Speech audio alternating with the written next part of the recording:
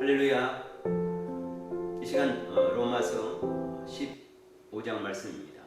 15장 말씀은 계속해서 12장에서 이어지는 같은 주제가 되는 말씀이죠. 이신득이로 의롭게 된 의인이 된 성도의 삶에 대한 이야기가 로마서 15장까지 계속됩니다.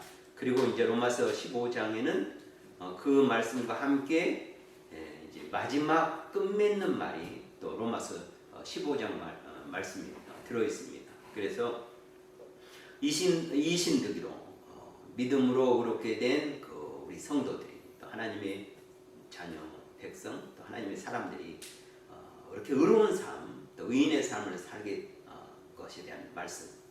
그래서 이제 거기에 대한 말씀으로 14장에서 계속된 말씀이죠. 서로를 배려하고 덕을 세우는 성도의 삶. 그리고 이제 맺는 말이 들어갑니다. 이제 맺는 말에는 이제 로마서를 이제 끝내는 말이죠. 그래서 로마서가 16장에 끝나지만 그 맺는 말의 시작이 로마서 15장 14절부터 이렇게 시작이 됩니다. 그래서 이제 로마서를 기록하게 된 거기에 대한 그 이유, 왜 내가 로마서를 기록하는가 하는 것을 1장에서 잠깐 말했는데 다시 또 리뷰를 해줍니다. 15장에서 그 맺는 말에 내가 왜 로마서를 기록하는가 하는 부분을 다시 이야기하고 또 설명을 짧게 하고 그리고 이제 로마를 방문하려고 하는 사도 바울의 그 방문 계획 그리고 이제 우리가 잘 아는 대로 서바나죠. 스페인을 가고자 하는 스페인 선교를 하고자 하는 사도 바울의 간절한 선교 플랜이죠. 선교 계획을 또 그들과 함께 그 선교 비전을 나누고 있는 것을 보게 됩니다. 그래서 이제 로마서 15장 말씀이 어떤 말씀인지 하는 그 부분을 설명을 제가 이렇게 붙여왔는데 우리 같이 한번 설명을 보겠습니다. 12장 1절로부터 15장 13절에서 이신득이죠. Justification by Faith에 의해 구원받는 성도가 이제는 하나님의 의로운 자녀로서 마땅히 행해야 할 성도의 의로운 삶과 의의 실천, 곧 그리스도인의 삶의 윤리에 집중적으로 말씀하고 있습니다. 그래서 12장부터 12, 13, 14, 15장 13절까지 이렇게 말씀하고 있습니다. 그리고 이제 계속 봅니다. 14장 1절로 15장 13절은 로마 교회가 당면에 있는 보다 실제적인 신앙생활 문제의 말씀으로 당시 로마 교회는 유대인 출신 성도와 이방인 출신 성도 간에 심각한 갈등을 일으켰던 유대인의 절기를 지키는 문제 그리고 이제 이방 신전에서 제사에 사용된 고기를 먹는 문제를 해결하면서 성도들이 서로를 이해하며 성령 안에서 의와 평강을 그리고 교회 안에서 화평과 덕을 세우는 일에 힘쓸 것을 권면하고 있다. 이렇게 이제 말씀하고 있습니다. 그래서 우리가 지난 시간에 이제 14장 말씀을 쭉 봐왔죠. 그리고 이제 오늘 이제 15장 말씀 보는데 그리고 이제 15장 14절로부터 이제 로마서가 끝나는 16장 20절까지는 또 어떤 내용인가 하는 것을 먼저 보게 됩니다. 로마서를 끝맺는 부분이다. 15장 14절로부터 16장 27절은 로마서를 끝맺는 말이다. 15장 14절로부터 33절은 끝맺는 말의 시작 부분으로 로마서를 기록하게 된 이유를 다시 설명하고 로마를 방문하려는 계획을 밝히며 기도를 부탁하고 나서 로마 교회 성도들을 축복하고 있다. 이제 이 말씀으로 되어 있습니다. 좀 길게 설명되어 있는데요. 짧게 설명하면 이렇습니다. 12, 13장은 그렇게 같은 의로운 믿음으로 의롭게 된 성도의 삶과 그 다음에 의의 실천, 의로운 삶과 의의 실천이 이제 12장부터 15장 13절이라 이렇게 했는데 12장과 13장은 내용이 같은 이렇게 또 이렇게 주제로 되어 있다고 그랬죠. 그래서 12장은 하나님, 교회, 사회에 대한 성도의 삶에 대해서 말씀하고 13장은 국가, 이웃, 개인, 경건에 대한 성도의 삶을 말씀했죠. 그리고 이제 14장부터 15장, 13장은 로마 교회의 그 당면했던 문제죠. 그래서 이제 두 가지 문제를 먼저 이야기했는데 그 두 가지 문제가 바로 이제 우상에게 드려진 그 제물에 올려간 고기를 먹으면 되느냐, 안 먹느냐 해서 이제 믿음이 강한 자와 믿음이 약한 자 간에 있었던 이제 서로 간에 이해하지 못하고 그래서 서로 문제가 되어서 이제 그것이 이제 사도 바울에까지 들림으로 그 문제를 어떻게 해결할 건가 하는 부분에서 사도 바울의 메시지가 있고, 또한 그 유대인의 절기죠. 유대인 출신 성도들은 계속해서 그 유대인들이 아브라함 이후부터 아니면 모세 이후부터 지켜왔던 그런 말씀과 또 규례와 또 절기들, 이런 문제들 때문에 또 로마에 있는 교회들이 또 이방인 출신 성도들과 함께 또 이런 문제로 많은 어려움이 있었는데, 그 문제는 이제 사도 바울이 성경을 통해서, 말씀을 통해서 해결해 주고 있습니다. 이제 로마서 15장의 이제 내용을 보면 이제 두 파트로 우리가 이제 설명을 통해서 이제 먼저 살펴봤는데, 두 파트로 되어 있습니다. 1절부터 13절 말씀은 어떤 말씀이나요? 같이 보면은요, 서로를 배려하며 덕을 세우고 서로를 받아들여 화합하는 성도의 삶을 살아라, 이런 말씀을 하고, 그다음에 14절로 33절 말씀은 로마서를 기록에 대한 설명과 로마 가문 계획에 대해서 말씀하고 있습니다. 로마서를 기록했던 내가 그 이유를 좀 많이는 아니죠. 짧게 다시 한번 설명을 해주고 있습니다. 그래서 이제 먼저 1절로 13절 말씀, 우리가 이제 아는 내용이지만 또 말씀을 들어가기 전에 한 번 더 설명을 보겠습니다. 14장에서 바울은 로마 교회 내에 있는 각종 절기를 지키는 문제와 이방 신전에서 제사를 사용했던 고기를 먹는 문제들로 유대인 성도들과 이방인 성도들 사이에서 심각한 어려움에 대하여 서로 비판하거나 상대를 시험에 빠지지 말고 서로를 받아들이고 의와 평강과 희락을 위해 서로 덕을 세움으로 해결하라고 이렇게 권면하고 있죠. 그리고 이제 15장은 어떤 말씀인가? 15장에서 바울은 계속해서 유대인 성도들과 이방인 성도들이 서로 이해하고 용납하여 받아들이고 덕을 세우며 피차 화합하여 하나님 안에서 동일한 소망으로 하나 되기를 이렇게 권면하고 있습니다. 내용을 보면은요, 두 부분으로 이제 이 부분을 또 이렇게 자세히 볼 수 있다면 두 부분으로 나눠서 봅니다. 6절까지 말씀과 그 다음에 7절부터 13절인데, 6절까지 말씀은 같이 봅니다. 믿음이 강한 자와 약한 자는 다른 사람들을 기쁘게 하여 하나님께 영광을 돌리라. 두 번째 부분은 유대인 성도와 이방인 성도는 서로를 받아들이고 하나님에서 한 소망을 가지라. 이제 성경 말씀을 한번 봅니다. 이제 1절부터 3절 말씀이죠. 믿음이 강한 우리는 마땅히 믿음이 약한 자의 약점을 감당하고 자기를 기쁘게 하지 아니할 것이라. 우리 각 사람이 이웃을 기쁘게 하되 선을 이루고 덕을 세우도록 할지니라. 그리스도께서 자기를 기쁘시게 아니하셨나니 기록된 바 주를 비방하는 자들의 비방이 내게 미쳤나이다 함과 같으니라. 계속해서 이제 똑같은 단어가 나오는데 무슨 단어가 계속해서 나옵니까? 기쁘게라는 말이죠. 그래서 믿음이 강한 자는 우리는, 그래서 마땅히 믿음이 약한 자의 약점을 감당하고 자기를 기쁘게 하지 말라, 이렇게 말합니다. 그리고 이전 말씀에 이웃을 기쁘게 하라. 그래서 이웃을 기쁘게 하기 위해서 선을 이루고 덕을 세우도록 하라, 이런 말을 합니다. 그리고 3절에도 뭐라고 말합니까? 그리스도께서 자기를 기쁘시게 하지 않았다, 이런 말을 합니다. 1절까지 말씀 보면 우리가 더 깊이 이해될 수 있는데요. 같이 봅니다. 무엇이든지 전에 기록된 바는 우리의 교훈을 위하여 기록된 것이니 우리로 하여금 인내로 또는 성경의 위로로 소망을 가지게 함이니라. 이제 인내와 위로의 하나님이 너희로 그리스도 예수를 본받아 서로 뜻이 같이 하여 주사 한 마음과 한 입으로 하나님 곧 우리 주 예수 그리스도의 아버지께 영광을 돌리게 하라 하노라. 이렇게 말씀합니다.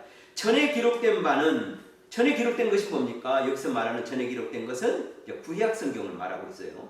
구약 성경이 우리가 그것을 통해서 뭘 보느냐, 어떤 유익을 받느냐 그랬죠? 우리의 교훈을 위하여 기록된 것이니, 이렇게 말씀합니다. 그래서 우리가 성경을 읽는 여러 가지 유익이 있는데, 우리가 이제 구원받는 유익은 뭐 말할 나위가 없죠. 그리고 우리가 구원받는 자리 계속 성경을 읽지 않습니까? 그 이유 중에 하나가 거기에 쓰는 유익인데, 그게 뭡니까? 우리에게 교훈을 준다 이거죠.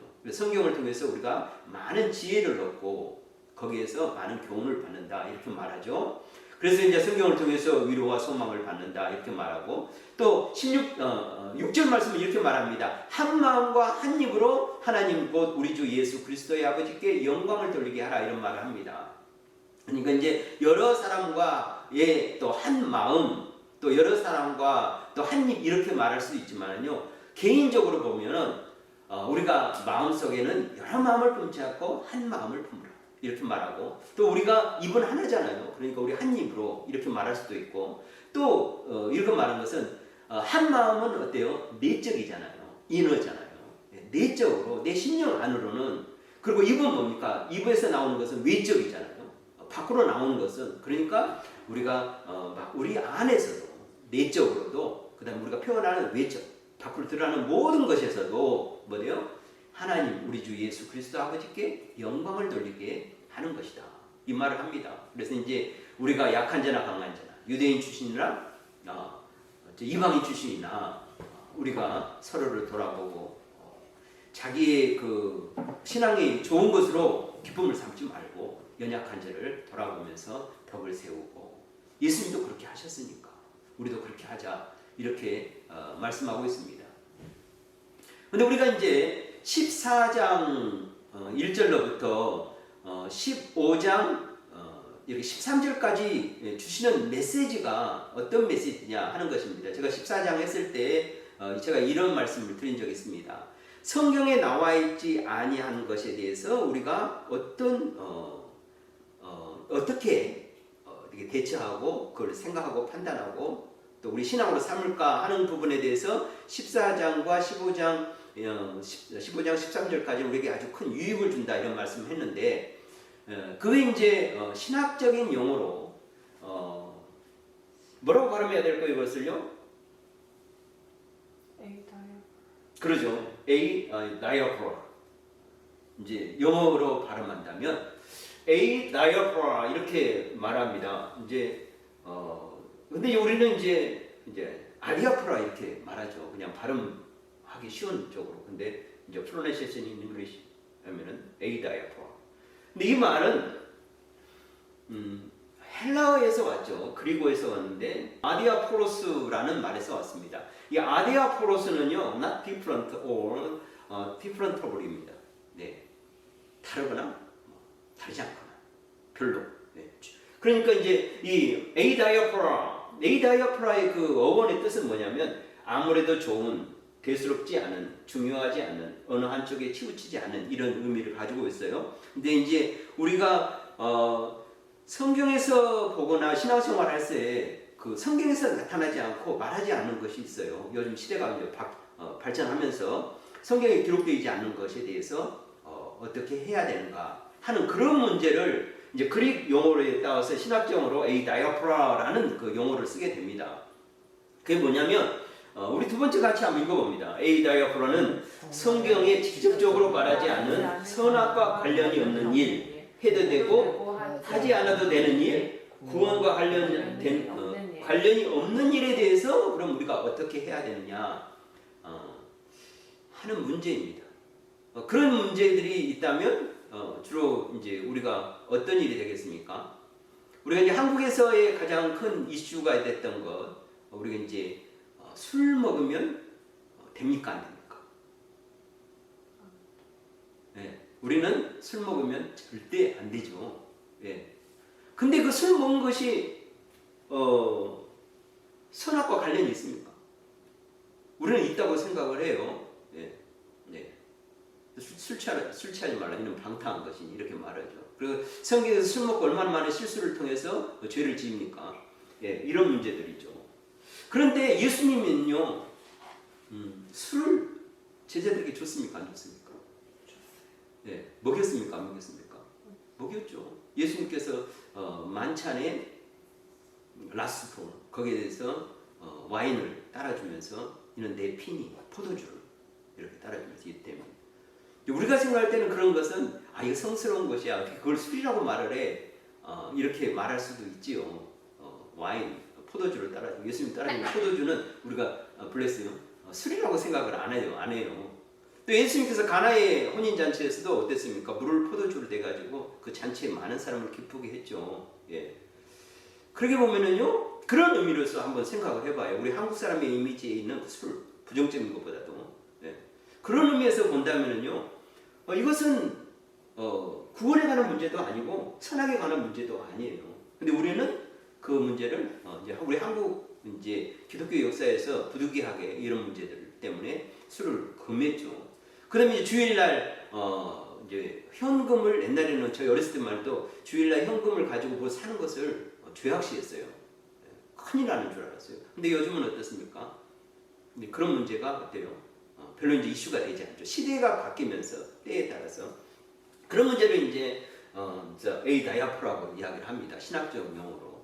그래서 이제 옛날에는 그것이 중요시했죠. 유대인 같은 경우는요, 얼마나 그 모든 사건에 대해서 이렇게 선악을 따지고 구원을 가지고 따졌어요. 왜 그러냐면 유대인 같은 경우는 율법으로 구원을 얻잖아요. 율법을 지킴으로 구원을 얻어요. 그렇기 때문에 새로운 이슈가 드러나면요, 성경에 나타나지 않는 아들 들어가면 어떠냐, 이것이 어떻게 해야 구원받는 일이냐, 어떻게 하면 죄를 안 짓느냐, 이거 따지는 거예요. 그래서 이제 주일날 성경에 기록되지 않는, 구약이나 율법서에 기록되지 않는 것이 이제 주일날 이제 예를 들어서 일을 하지 않아야 되는데, 그러면 얼마만큼 무게를 들은 것이 일이냐 하는 거예요. 예. 얼마만큼 들어야죠. 그래서 그들이 생각할 때 이렇게 이제 드는데, 물건을 이렇게 드는데요, 드는 무게가 어느 정도 되면 이상이면 죄가 되냐면, 마른 무화과 2개까지는 괜찮아요. 근데 그 이상을 들면 죄가 되는 거예요. 예. 그리고 이제 걷는 거리도 얼마만큼 걸어야 되냐 하는 것이요. 예.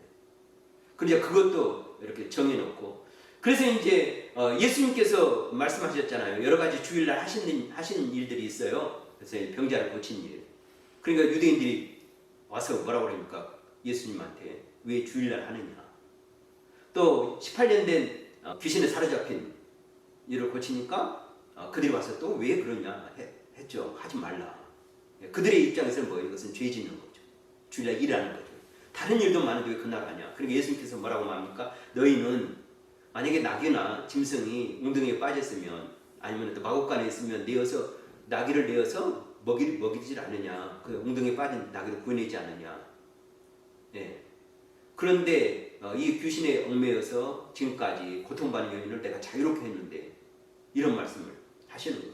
또 이제 안식일에 제자들이 밀밭 사이를 지나면서 그 곡식을 끊어다가 비벼가지고 먹었잖아요. 그러니까 이것이 이제 노동이 되는 거예요. 밀을 비벼서. 그러니까 이제 그걸 보고 또 유대인들이 뭐니까 유대인 지도자들이 와서 예수님한테 너희 제자들이 하는 것들이 알지 못하냐, 이런 말을 하는 거예요.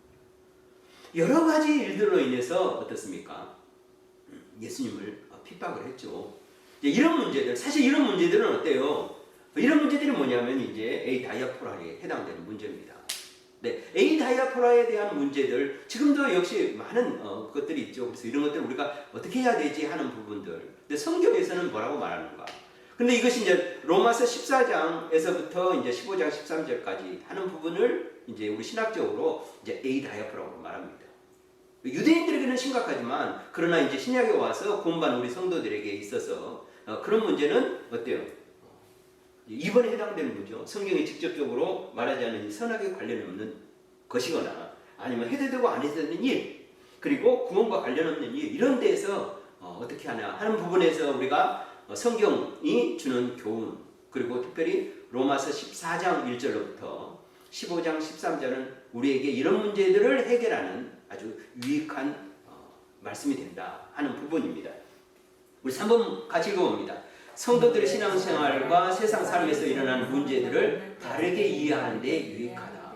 예, 여러분 세상 살면서 이것은 내가 크리스찬으로서 해야 될까 말아야 될까 하는 문제들이죠. 그래서 이제 4번 한번 보겠습니다. 서로 다른 문화, 생각, 가치관, 관습, 전통 등에서 나오는 차이를 해결하는 지혜를 얻는 데 유익하다.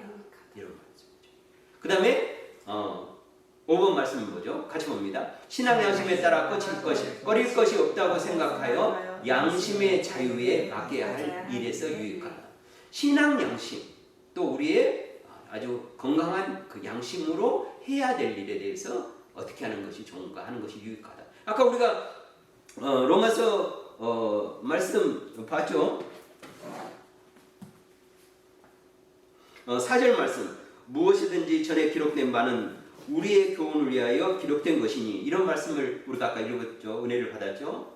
우리가 성경을 통해서, 이 성경에서는 우리에게 아주 유익한 것들을 제공하고, 우리가 신앙 양심에서 바르게 판단하고 그 다음에 바른 생각을 가질 수 있도록, 그리고 행동할 수 있도록 하는 것, 이런 것이 이제 신학적 용어로 에이다이아포라는 말입니다. 그럼 이제 사도 바울은 성경에 보면요, 에이다이아포라 같은 말을 많이 합니다. 그래서 이제 보면은요, 고린전서 7장 5절에 6절 이렇게 말씀합니다. 서로 분방하지 말라. 다만 기도할 틈을 얻기 위하여 합의상 얼마 동안은 하되 다시 합하라. 이는 너희가 절제 못함으로 말미암아 사탄이 너희를 시험하지 못하게 하려 함이라. 그러나 내가 이 말을 함은 허락이요 명령은 아니라. 그러나 내가 이 말을 함은 허락이요 명령은 아니다. 이런 말을 해요. 이것이 바로 이제 에이다이아포라입니다. 그래서 나는 이렇게 말하고 싶다. 이렇게 말을 하는 거죠. 여기서 보면 I say this as a concession, not as a command. 이렇게 말합니다. 근데 이것을 율법으로 삼아서 사도 바울이 이렇게 말했으니까 율법처럼 여기면 안 해요. 그래서 이제 왜 이런 말을 했지? 하는 부분이 이제 그런 문제가 바로 아디아포라 문제이기 때문에 이렇게 말을 했구나 하는 것을 알게 됩니다. 그 다음에 이제 고린도전서 7장 25절로 26절에 보면 이렇게 또 말씀합니다. 처녀에 대하여 내가 주께 받은 계명이 없으되 주의 자비하심을 받아서 충성자가 된 내가 의견을 말하느니 내 생각에는 이것이 좋으니 곧 임박한 환난으로 말미암아 사람이 그냥 지내는 것이 좋으니라, 이렇게 말을 하고 있습니다.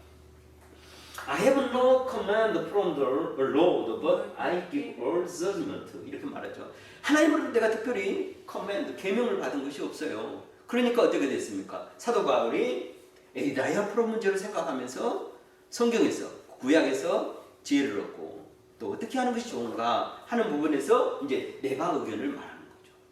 그러면서 어때요? 내 생각에는 이것이 좋다. 이렇게 말합니다. 그래서 어때요? 임박한 환난으로 말미암아 사람이 그냥 지내는 것이 좋으니라. 여러분, 그러면 사도 바울의 의견을 받아들여 가지고 처녀에 대해서 결혼 안 하면 좋겠네요. 다 이렇게 받아들여서 순종합니까? 아니죠. 우리 다 결혼해서 살잖아요. 어떤 분은 이제 사도 바울의 의견을 받아들여서 나 결혼 안 하는 게 좋다, 이렇게 할 수도 있어요. 그것이 뭐냐? 바로 이 에이다이아포라 문제인 것이죠. 예. 그래서 이제 이런 부분은 어떻게 하는 것이 우리가 신앙생활하면서 하나님이 기뻐하시는 생활을 할까? 그런 부분이 내가 마음대로 내 생각으로 결정한 것이 아니라 아까 말씀같이 성경에서 뭘 말씀하고 있는가, 그래서 뭘 우리가 하는 것이 하나님 기뻐하신 일인가, 이런 결정에서 하는 문제를 바로 이제 에이다이아포라 하는 이제 신앙의 문제라고. 그래서 이제 사도 바울의 예를 이렇게 사도 바울도 그래서 이렇게 말씀을 하신 거죠. 그래서 여러분, 성경에서 나오지 않은 문제들로 인해서 우리가 고민하고 했을 때 이제 내 생각으로 하지 않도록, 그래서 우리가 신앙 양심에서 하나님의 말씀에 이렇게 생각해 봐서 어떤 것이 참으로 내 생활에 유익한가 하는 것을 잘 생각하면서 결정하는, 그래서 지혜로운 또 여러분이 되시기를 또 축복합니다. 자, 계속해서 말씀합니다. 번째 이제 말씀인데요. 유대인 성도와 이방인 성도는 서로 받아들이고 하나님 안에서 한 소망을 가지라 하는 말씀이 이제 7절부터 13절 말씀입니다. 같이 봅니다. 그러므로 그리스도께서 우리를 받아 하나님께 영광을 돌리신과 같이 너희도 서로 받으라. 내가 말하는 이 그리스도께서 하나님의 진실하심을 위하여 할례의 추종자가 되셨으니 이는 조상들에게 주신 약속을 견고하게 하시고, 이렇게 말씀합니다.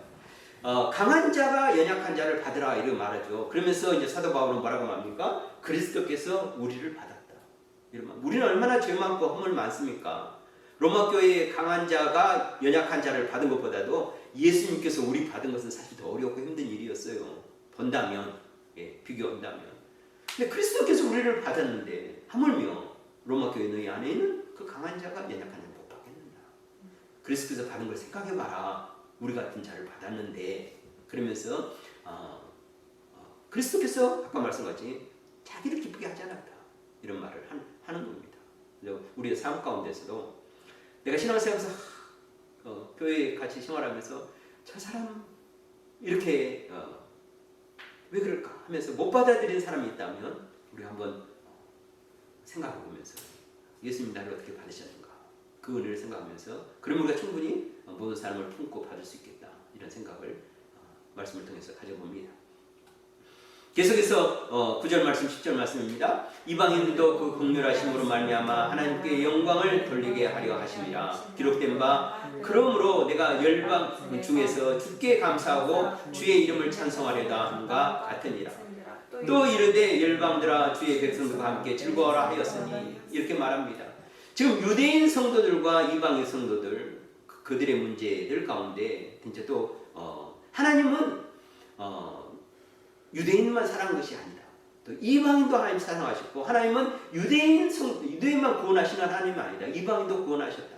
그런데 그 이방인에 대한 구원의 계획이 어디에 있었냐? 이미 기록된 것에 대해서 구약 성경에 기록됐는데 그래서 이제 사도 바울은 구약 성경에서 그 네 번의 그 성경 구절을 가져와 가지고 하나님이 유대인을 향한 구원의 그 플랜을 이미 오래전부터 갖고 계셨다는 것을 이제 말씀합니다. 그래서 이제 다윗이 찬양했던 그 시편을 통해서 내가 열방 중에서 이렇게 말합니다. 예, 다윗의 찬양을 통해서 이미 하나님은 그런 플랜이 있었어. So that the Gentile 이렇게 말하면서 at least is written 이렇게 말합니다. 성경에 써 있지 않느냐 이렇게 하면서 I will praise you among the Gentiles.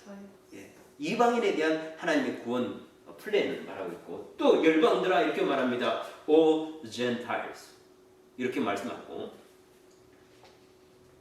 계속해서 말씀 봅니다. 이제 2절 말씀을 봤는데 구약에서 온 2절 말씀 또 계속해서 구약에서 온 2절 말씀 4절 말씀 우리 계속 보고 있습니다. 같이 봅니다. 또 모든 열방들아 주를 찬양하며 모든 백성들아 그를 찬송하라 하였으며 또 이사야가 이르되 이새의 뿔이 곧 열방을 다스리기 위하여 일어나시는 이가 있으리니 열방이 그에게 소망을 두리라 하였느니라. 소망이 하나님의 모든 기쁨과 평강을 믿음 안에서 너희에게 충만하게 하사 성령의 능력으로 소망이 넘치게 하시기를 원하노라. 이렇게 말씀하고 있습니다. 그래서 모든 열방들아 하면서 all you Gentiles 이렇게 말하고 그 다음에 열방은 그래서 말합니다. who will raise to rule over the nations 이렇게 말합니다. 그러면서 일어나시는 이가 누구죠? 이새의 뿌리에서 예수님을 말씀하시는 겁니다. 마지막으로 이제 이사야를 통해서 그 열방에게 소망을 두라 말합니다. 누가? 이새의 뿌리에서 나오시는 그 일어나신 이 예수님께서 열방이 그에게 소망을 두리라. 하나님께서는 다윗을 통해서 말씀하셨을 뿐만 아니라 누구도 이사야를 통해서 말씀하셨고 그 말씀하신 예수님이 그거 오시면서 유대인뿐만 아니라 누구까지? 이방인까지.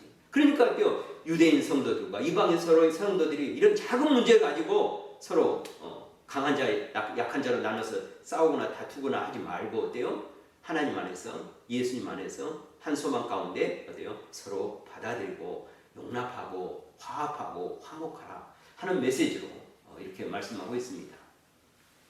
두 번째 파트로 갑니다. 이제 로마서를 기록하게 대한 그 이유를 말하고 설명하고 이제 로마서 그 로마의 방문 계획을 말씀하고 있습니다. 우리 같이 설명을 같이 보겠습니다. 바울은 자신이 이방인의 사도로 부름을 받아 사역하는 것은 이방인 동안 유대인과 동일하게 하나님의 구원 계획 속에 포함되어 있음을 설명하고 바울 자신의 서바나 스페인이죠. 선교 계획을 말하면서 로마 교회를 방문할 것을 약속하고 자신을 위해 기도해 줄 것을 부탁하며 로마 교회 성도들을 축복하면서 기도하고 있습니다. 예, 그래서 이제 네 파트로 이렇게 해서 나눠졌습니다. 우리가 읽었던 그대로입니다. 이 편지, 그렇죠? 로마서를 쓰게 된 이유와 이방 사도로서의 바울의 사역을 말하고 바울의 서바나 선교 계획과 로마 교회 방문 약속, 그다음 바울의 중보기도 요청, 바울의 로마 교회 성도 축복이죠.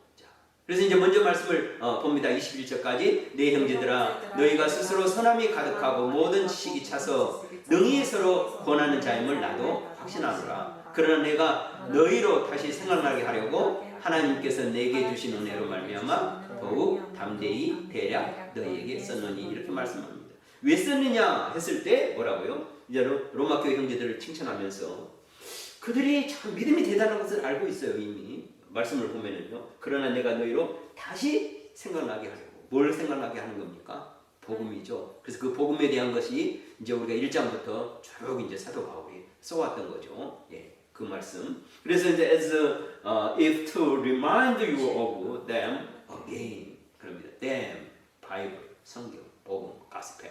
예.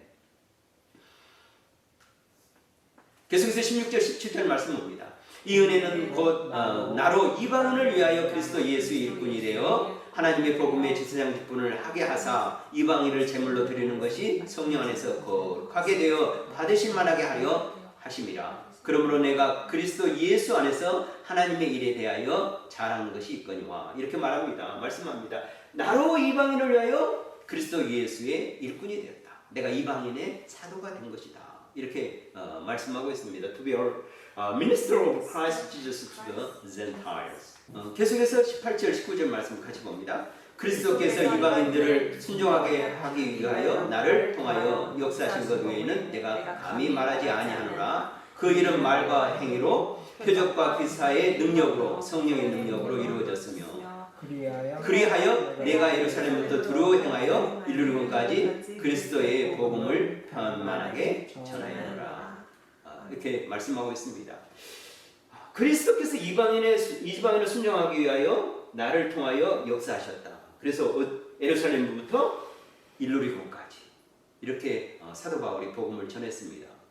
이제 사도 바울의 복음을 전하면요, 한번 보겠습니다.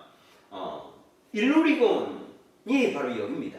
이제 사도 바울이 지금 3차 선교 여행 중에 아가야 지역에 있는 고린도에서 지금 이 편지를 쓰고 있습니다. 로마서를 쓰고 있어요. 그런데 일루리곤에까지 갔음을, 그러니까 예루살렘부터 시작해가지고 쭉 선교를 해서 일루리곤까지 갔어요. 근데 일루리곤에서 로마를 바라보고 있습니다. 로마를 가고 싶었어요. 그런데 이제 사도 바울이 예루살렘에 가야 할 일이기 때문에 여기를 못 건너가지고 바로 앞에 보고 있으면서 못 가는 거죠. 그래서 이제 이 말씀을 하고 있는 것입니다.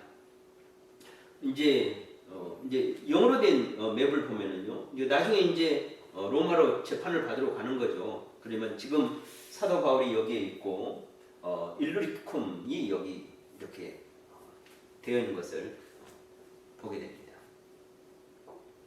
20절, 21절 말씀합니다. 또 내가 그리스도의 이름을 부르는 곳에는 복음을 전하지 않기를 힘쓰느니 이는 남의 터 위에 건축하지 아니하려 함이라. 기록된 바 주의 소식을 받지 못한 자들이 볼 것이요 듣지 못한 자들이 깨달으리라 함과 같으니라. 이렇게 말씀하고 있습니다. 사도 바울이 내가 그리스도의 이름을 부르는 곳에는 복음을 전하지 않기를 힘쓰느니 이는 남의 터 위에 건축하지 아니하려 함이라. 나중에 우리가 이제 성경을 보겠는데 로마에서 사도 바울이 오래 있기를 원치 않았습니다. 거기서 자기가 옛날에 사역했던 에베소에도 오래 있었고 또 고린도에서도 오래 있었잖아요. 그것처럼 오래 있기를 원치 않았어요. 잠시 들렸다가 교제하고 거기서 보내시고. 왜 그랬을까? 이거 생각하면 이미 로마에는 복음이 들어가 있어요. 누군가가 와서 복음을 전했고 또 그래서 이제 교회가 세워졌고 또 성도들이 신앙생활 잘하고 있고, 그러니까 이제 거기 있고 싶지 않고 복음이 전하지 않은 곳이 가겠다 하는지 또 메시지를 또 우리가 이해할 수가 있습니다. 그럼 이제 두 번째 사도 바울의 서바나 선교 계획과 이제 로마 교회 방문 약속을 이제 하고 있습니다. 보면 이제 22절로부터 24절인데요. 같이 봅니다. 그러므로 또한 내가 너희에게 가려 한 것이 여러 번 막혔더니 이제는 이 지방에 일할 곳이 없고 또 열해 전부터 언제든지 서반으로 갈 때 너희에게 가기를 바라고 있었으니 이는 지나가는 길에 너희를 보고 먼저 너희와 사귐으로 얼마간 기쁨을 가진 후에 너희가 그리로 보내주기를 바람이라. 이렇게 말씀하고 있습니다. 근데 22절부터 29절은요, 이제 사도 바울의 앞으로의 선교의 비전을 이제 로마서를 통해서 그들과 함께 나누고 있습니다. 내가 이제 일루리곤부터 예루살렘 일루까지 다 했는데 이 지방에는 이제 일할 곳이 없다. 그렇게 말하면서 이제 어딜 가요? 내가 로마를 거쳐서 서바나로 선교하고 가고 싶다. 이렇게 말씀하고 있습니다. 같이 봅니다. 그러나 이제는 내가 성도를 섬기는 일로 예루살렘에 가노니 이는 마게도냐 아가의 사람들이 예루살렘 성도 중 가난한 자들을 위하여 기쁘게 얼마를 연보하였습니다. 저희가 기뻐서 하였거니와 또한 저희는 그들에게 빚진 자니 만일 이방인들이 그들의 영적인 것을 나눠 가졌으면 육적인 것으로 그들을 섬기는 것이 마땅하니라. 이렇게 말씀하고 있습니다. 내가 이제 예루살렘에 가는데 아가야와 마게도니아의 대표 교회는 빌립보 교회고 아가야의 대표 교회는 이제 고린도 교회죠. 그래서 이제 그 지역에서 했던 마게도니아 지역 아가야에 했던 그 헌금을 가지고 예루살렘에 가는데 그 예루살렘의 그 가난한 성도들을 섬기러 이렇게 가게 됩니다. 같이 봅니다. 그러므로 내가 이 일을 마치고 이 열매를 그들에게 확증한 후에 너희에게 들렸다가 서바나로 가리라. 내가 너희에게 나아갈 때 그리스도의 충만한 복을 가지고 갈 줄을 아노라. 이렇게 말씀하고 있습니다. 사도 바울이 이제 마지막 선교지로 삼았던 곳이 보면은 어디냐 할 때 이제 스페인이죠. 이제 성경에는 서바나 이렇게 되어 있는데 지금 우리가 말하면 이제 스페인이라 이렇게 보게 됩니다. 지금 사도 바울이 이제 고린도에서 편지를 쓰고 있죠. 근데 예루살렘에 갔다가 로마에 들려서 스페인을 가고 싶은 선교 비전을 이렇게 나누고 있습니다. 지금 사도 바울은요 로마를 중심으로 보면은요 그 로마 엠파이어 제국의 캐피탈 수도가 되는 로마에 이미 동쪽 사역을 이루기까지 편만하게 다 했다고 하는 거죠. 그러면 이제 그 제국을 중심으로 이제 로마에는 복음이 들어가 있으니까 어디를 하겠다는 거죠? 로마의 서쪽을 하겠다 이런 말입니다. 로마를 중심으로 이미 이스트 사이드는 나는 했다. 그러면 어디 남았다는 거죠? 웨스트 사이드 하겠다. 큰 선교의 그림을 이미 이제 사도 바울은 그리고 있음을 알게 됩니다. 그러고 나서 이제 사도 바울이 뭐예요? 기도를 요청합니다. 어떤 기도를 요청했는지 한번 우리 나눠보기를 원합니다. 성경에서 우리 같이 봅니다. 형제들아, 내가 우리 주 예수 그리스도와 성령의 사랑으로 말미암아 너희를 권하노니 너희 기도에 나의 힘을 같이하여 나를 위하여 하나님께 빌어. 이렇게 말씀하고 있습니다. 이것에 먼저 join me in my struggle by praying to God for me. 나의 기도, 너희 기도에 나의 기도. 우리 to join 이렇게 말씀하고 있습니다. 그럼 이제 사도 바울이 나눈 기도 제목입니다. 같이 봅니다. 나로 유대에서 순종하지 아니하는 자들로부터 건짐을 받게 하고 또 예루살렘에 대하여 내가 섬기는 일을 성도들이 받을 만하게 하고 그 다음에 나로 하나님의 뜻을 따라 기쁨으로 너희에게 나아가 너희와 함께 편히 쉬게 하라. 세 가지 기도 제목을 나누는 거죠. 첫 번째 기도 제목 나로 유대에서 순종하지 않은 자들로부터 건짐받게 하는 것. 두 번째 기도 예루살렘에 대하여 내가 섬기는 일을 성도들이 받을 만하게 하고 세 번째 기도 나로 하나님의 뜻을 따라 기쁨으로 너희에게 나아가 너희와 함께 편히 쉬게 하라. 이제 pray 기도할 때 I may be rescued from the unbeliever in Jerusalem. 두 번째 기도 my service in Jerusalem may be acceptable to the saints there. 그리고 세 번째 by God's will I may come to you with joy and together with you will be refreshed. 이렇게 기도 제목을 세 가지로 나눴습니다. 마지막에 사도 바울이 이제 로마 교회를 축복하고 있습니다. 같이 말씀합니다. 평강의 하나님께서 너희 모든 사람과 함께 계실지어다. 아멘. 예, 평강의 하나님께서 너희 모든 사람과 함께 계실지어다. 이렇게 기도하고 있는데 영어로 보면은요, The God of peace be with you, or with you. 평강. 하나님으로부터 내게 평강이 이렇게. 15장을 통해서 우리가 받는 교훈이 뭘까? 한번 나눠봅니다. 우리는 교회 안에서 일어나는 여러 가지 일에 대해 그 책임을 다른 사람에게 돌리고 있지 않는지 생각해 봐야 한다. 두 번째로 그리스도께서 구원하신 형제에 대하여 우리가 한 몸의 지체로서 얼마나 잘 섬기고 있는지 돌아봐야 한다. 세 번째로 우리는 하나님 안에서 소망 가운데 서로 섬기면서 특별히 선교 사역자들 위해 중보기도 기도하는 자가 되어야 된다.